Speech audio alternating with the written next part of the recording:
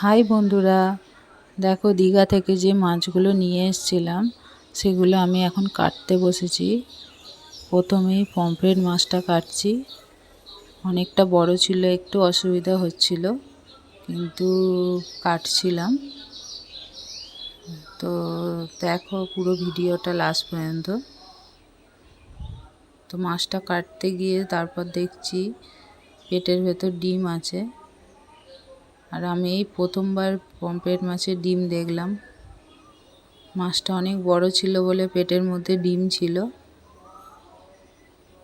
তো ডিমটা আমি একটা অন্য পাত্রে রেখে নেব, আর মাছটাও সবটা কেটে নেব। তো আমার পমফ্রেট মাছ কাটা হয়ে গেছে। ডিমটা দেখো একটা বাটির মধ্যে রেখেছি। তো এবার অন্য মাছ কেটে নেব। তো এবার ইলিশ মাছটা নিয়েছি। ইলিশ মাছটা অনেকটা বড় ছিল। তো ইলিশ মাছটাকে এবার কাটবো। বডিটা অনেক ছোট ছিল আর ধারটাও অনেক কম ছিল বলে কাটতে একটু অসুবিধা হচ্ছিল।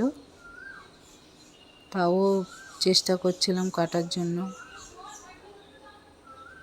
তো ফাইনালি কাটছে। মাছটা খুব ভালো ছিল। মাছটা কাটার পর দেখছি রক্ত বেরোচ্ছে।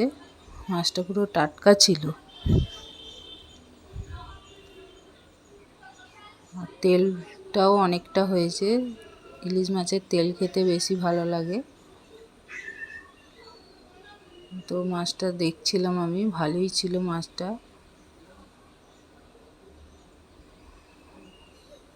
একদম টাটকা ছিল, খুব বেশি দিনের পুরনো নয়।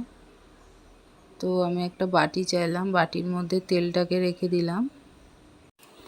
মাছটা এবার সাইজ করে কেটে নেব ভালোভাবে। মাছটা ফাইনালি কেটে ফেলেছি। প্রথমে ভাবছিলাম কি করে কাটবো, এত বড় মাছ কখনো কাটিনি।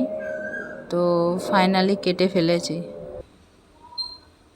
এবার আবার চিংড়ি মাছ ছাড়াচ্ছি। ক্রিসের চিংড়ি মাছ ফেভারিট, তো ওর জন্য অল্প করে চিংড়ি মাছ নেওয়া হয়েছিল। তো চিংড়ি মাছগুলো ছাড়াচ্ছিলাম আর পাবদা মাছ কাটছিলাম। লাস্টে পাবদা মাছ কেটে নিলাম।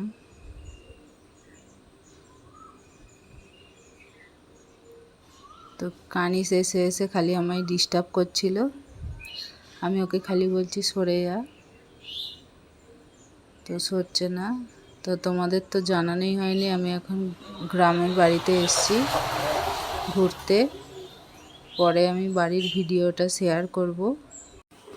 তো চলো বাই বন্ধুরা, নেক্সট ভিডিওতে আবার দেখা হচ্ছে।